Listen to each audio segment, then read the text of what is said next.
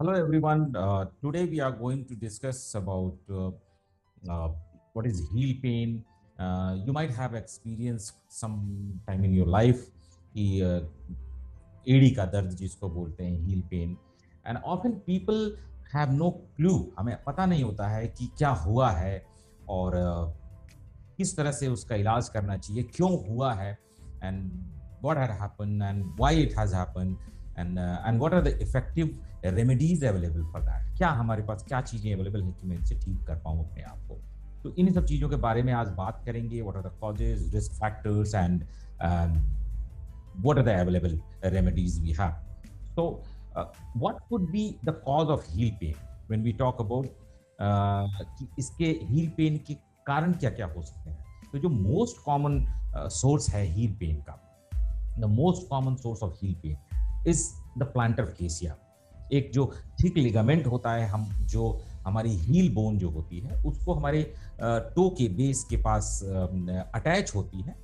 Okay, और इस attachment से जो हमारे फुट का जो आर्च बनता है, ओके, और बेसिकली इसका काम एक शॉक ऑब्जर्विंग इफेक्ट देना होता है जब हम चलते हैं।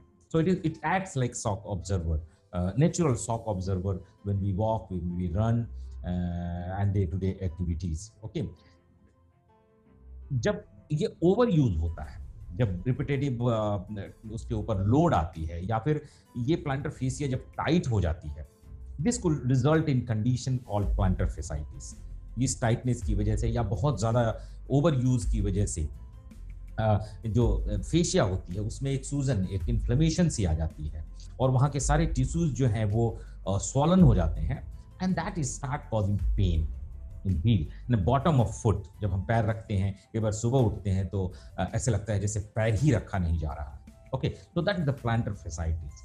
और रिस्क की बात करें अगर इसके ऊपर कि क्या रिस्क फैक्टर्स हैं हील पेन को, so that includes prolong running, prolong standing, weight bearing, बहुत देर तक खड़े होते हैं। ओबिसिटी एक बहुत बड़ा रीजन होता है, बहुत ज़्यादा लोड उसके ऊपर होता है।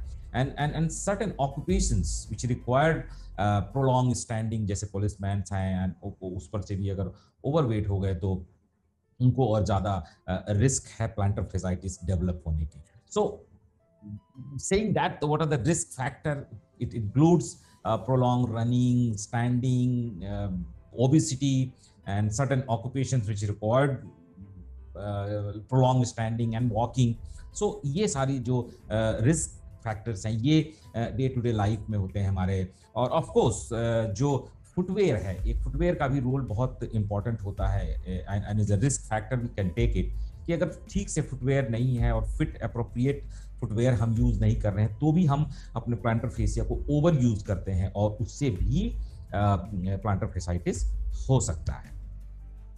अब जो नेक्स्ट हम बात करते हैं कि क्या क्या सिम्टम्स क्या है, कैसे पता चलेगा हमको कि आपको प्लांटर फेसाइटिस हुआ है। Okay, so the basically you feel pain in the bottom of your foot. जो पैर है आपकी हील जो है, हील में आपको पेन महसूस होगा, पैर रखेंगे दर्द होगा, सूजन सी भी फील होगी वहां पे।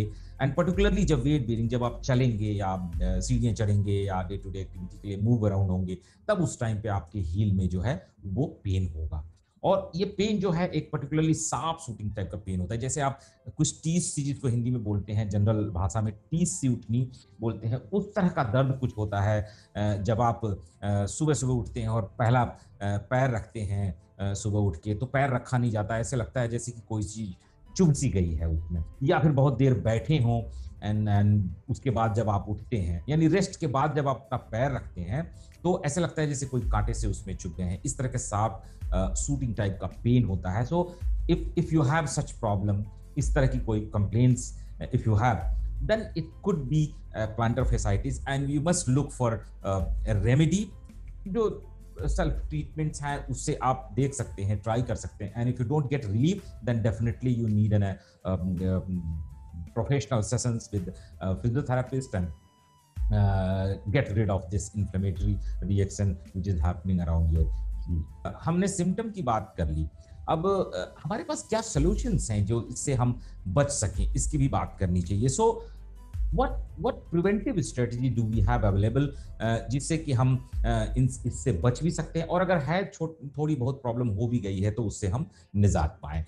तो उसमें इस सेक्शन में जो है आप समझें कि एक्सरसाइज बहुत इंपॉर्टेंट है, प्लांटर फेसिया को हेल्दी रखना बहुत इंपॉर्टेंट है, and the exercises to prevent और improve plantar fasciitis, it should be focus on strengthening और उसकी स्ट्रेचिंग, ताकि उसकी लेंथ जो है मेंटेन रहे, वो टाइट ना हो जाए, ठीक है। और ये टो की, फीट की, लोअर लेग की कुछ एक्सरसाइजेज हैं, स्पेशली काफ मसल्स जो हैं, इन सब की एक्सरसाइजेज अगर है, पर्टिकुलरली जब आपको कोई रिस्क फैक्टर हो, तब इन सब चीजों को करना करके आप प्लांटर फेसाइटिस से बच सकते हैं। जैसे एक सेल्फ मायोफेशियल रिलीज टेक्निक होती है, उसमें उसको कर सकते हैं।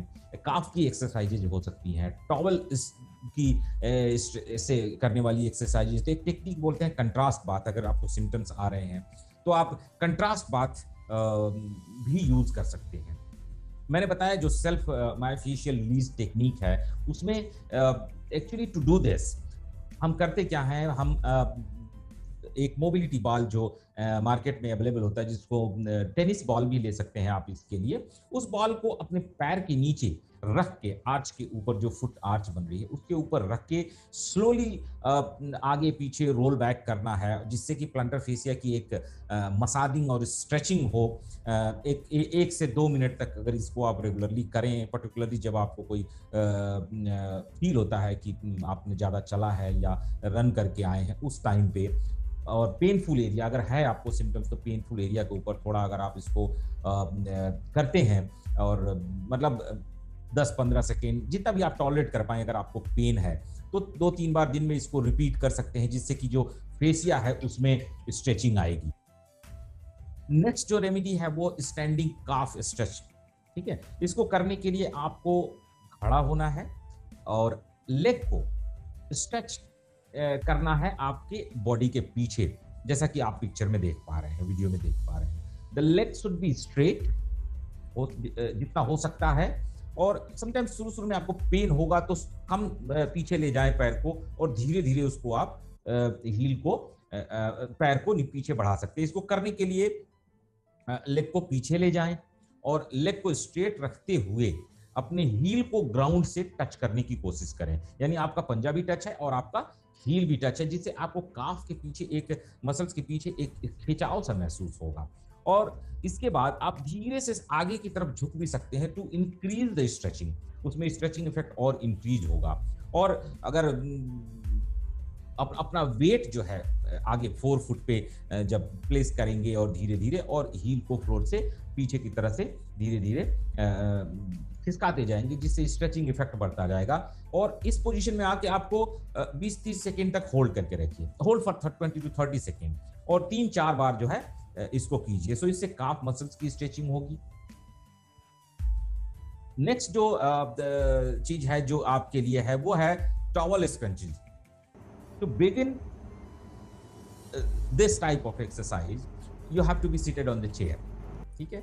Place a towel roll on floor, और इसको ऐसे करना है जैसे कि टॉवल रख सकते हैं, और या फिर आप एक टिश्यू पेपर रख सकते हैं। शुरुआती दौर में बहुत ज़्यादा आप अगर उसको खींच नहीं सकते तो आप बेसिकली उसको क्या करना है, स्क्वीज करना है, खींचना है अपनी तरफ, और स्मूथ सरफेस पे हो, जिससे कि उसको ऐसे जैसे अपने उंगलियों से और अपने पंजे से उसको उठाना हो, जैसे हम हाथ से कोई चीज उठाते हैं, टॉवल को या किसी कपड़े को या टिश्यू को, वैसे ही उसको स्क्वीज करके उठाने की कोशिश करनी है अपने टोज से, अपने पंजों से अपनी हील के बीच में उसको स्क्वीज करना है, जैसा कि आप पिक्चर में वीडियो में देख पा रहे हैं। ग्रैप्स करना है, पकड़ना है उसको, और इसको जितना आप टॉलरेट कर पा रहे हैं उतना धीरे धीरे 4 बार 5 बार 10 बार रिपीटेशन आप इसको कीजिए।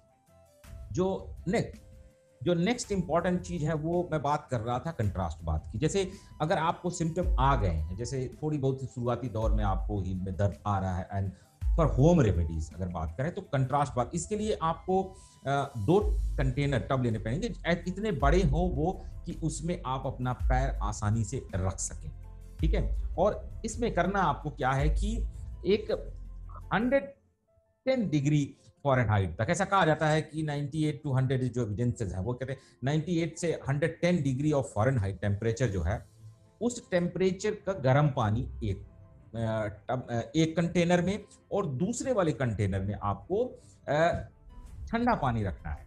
और ये ठंडा पानी चिल्ड वाटर नहीं होना चाहिए, ठीक है? एकदम चिल्ड वाटर नहीं होना चाहिए, 55 टू 65 के बीच में करीब टेम्परेचर होना चाहिए उसका। ये दोनों आप अपने कंटेनर में रख लीजिए और आप अपने जो पैर हैं, उसमें अफेक्टेड एरिया बेसिकली, अगर छोटा है तो अफेक्टेड एरिया, नहीं तो अगर पूरा फुट आ जाता है तो इट इज बेस्ट। और इतना ये ध्यान रखना है कि आपका हील का कुछ हिस्सा उसमें ऊपर तक एंकल तक डूबा हुआ हो, तो इतना आप उसमें रखिए, दोनों में रख लीजिए। अब आपको करना क्या है कि पैर को 3 से 4 मिनट तक आपको हॉट वाटर में रखना है, ठीक है? 3 से 4 मिनट तक हॉट वाटर में रखना है। उसके बाद आपको 1 मिनट तक जो ठंडा वाला कंटेनर था उसमें रखना है, ठीक है? और ऐसे ही 3-4 रिपीटेशंस अदल बदल के करना है। बस एक चीज जो ध्यान रखनी है, वो हमेशा ये ध्यान रखना है कि जो स्टार्ट करना है वो हॉट वाटर से स्टार्ट करना है, और जो एंड करना है, यानी अब ट्रीटमेंट आपने अपने खत्म कर ली इसकी, तो वो हमेशा कोल्ड वाटर से खत्म करना है। 3-4 बार इस साइकिल को रिपीट कीजिए। एंड इन दिस प्रोसेस, जो कंट्रास्ट बात है, इससे एक सर्कुलेशन में इंप्रूवमेंट होती है, इन्फ्लेमेशन को कम करेगा और आपके जो पेन है उसमें रिलीव होगा। अब जो मोस्ट इंपॉर्टेंट एक चीज है वो ये है कि जो आपकी लाइफ स्टाइल है उसको भी मॉडिफाई करना बहुत जरूरी है। जैसे हमने बात की थी कि वेट से आप, एक रिस्क फैक्टर है वेट भी, तो आपको एक हेल्दी वेट जरूर मेंटेन करना चाहिए। और इसके लिए अब हमारे पास पेशेंट्स बहुत सारे आते हैं, उनकी एक समस्या भी होती है, वो कहते हैं कि वेट ज्यादा है, दर्द है एड़ी में, हम चल नहीं पाते, वॉकिंग पे नहीं जाते, एक्सरसाइज नहीं कर पाते। यस, ऑब्वियसली एक वो प्रॉब्लम है। तो दोनों ही साथ साथ हैं। आप अगर वेट बढ़ता है तो दर्द भी होगा, और दर्द है तो आप चल नहीं पाएंगे तो वेट भी बढ़ेगा। तो इसका एक रेमेडी भी देखना जरूरी है कि दर्द को कैसे कम करते रहें और एक ऑप्टिमल वेट जो है वो मेंटेन करके रखें, सो दैट कि stress on planter fascia is reduce, उसके ऊपर ओवरलोडिंग ना हो। और अगर आपको लगता है, अपने फिजियोथेरेपिस्ट से मिले, देखे, अब कई बार ये भी एक रीजन होता है इसका कि ओवरलोड होने का, कि आपकी जो आर्चेज हैं, जो फुट की आर्चेज हैं, जो शॉक ऑब्जर्विंग इफेक्ट देती हैं, वो ठीक ना हो, उनमें हाई आर्च हो, लो आर्च हो। तो इसके लिए एक बार आप अपनी असेसमेंट करवा सकते हैं ऑर्थोटिस्ट से, फिजियोथेरेपिस्ट से, कि आपको किस तरह का आर्च लगाना चाहिए, और अगर जरूरत हो तो एक सपोर्टिव आर्च अपने शूज में लगाना चाहिए, जिससे एक इस आर्च एक तरह का इंसोल होता है, मॉडिफाइड इंसोल होता है। आजकल के वैसे बहुत जो ब्रांडेड बहुत अच्छे जो शूज हैं उनमें ऑलरेडी बहुत अच्छी सपोर्टिव आर्च के साथ वो बन के आते हैं, खासकर स्पोर्ट्स शूज जो होते हैं। बट डेफिनेटली कई बार कई लोगों को थोड़ा मॉडिफाइड एंड कस्टमाइज इंसोल की जरूरत पड़ती है, जिसमें वो आर्च को सपोर्ट कर सके अच्छे से, जिनकी पर्टिकुलरली जिनका आर्च हाई या लो है, एबनॉर्मल है, आई मीन टू से, तो उनके लिए जो है इक्वल वेट डिस्ट्रीब्यूशन हो फुट में, और प्लांटर फेसिया जो है लोड ना आए उसके ऊपर ज्यादा, ताकि वो इन्फ्लेम्ड ना हो जाए, उसमें सूजन ना आ जाए। इसके लिए एक प्रॉपर आर्च और इंसोल जरूर होना चाहिए, तो उसके ऊपर भी आपको ध्यान देना चाहिए, ठीक है? और इन आर्च की स्ट्रेचिंग जो एक्सरसाइजेज हैं वो भी देखिए, आर्च को स्ट्रेच करने वाली भी एक्सरसाइजेज आपको डे टू डे करते रहने चाहिए, जिससे कि वो मेंटेन रहे, उसकी फिजियोलॉजी मेंटेन रहे, वो हेल्दी रहें। और इसके साथ ही अगर आप बहुत ज़्यादा रिस्क में हैं, जैसे ओवरवेट हैं, या फिर बहुत ज़्यादा आप ऑलरेडी ओवर यूज़ करते हैं उसको, तो जो हाई इम्पैक्ट एक्टिविटीज़ हैं, जैसे जंप करना बहुत ज़्यादा, और इस तरह की हाई इम्पैक्ट एक्टिविटी आपको अवॉइड करनी चाहिए, पर्टिकुलरली अगर आप उस रिस्क फैक्टर जोन में आते हैं। तो आज के लिए इतना ही। और आज हमने जाना कि हील पेन के कॉजेज क्या क्या हो सकते हैं, and what are the remedies available, we have the home remedies, कि कैसे हम इससे और कैसे इससे बचाव कर सकते हैं। तो मिलेंगे फिर नेक्स्ट वीडियो में एक नई चीज के साथ, so that you come to know and you take care of yourself. Thank you so much.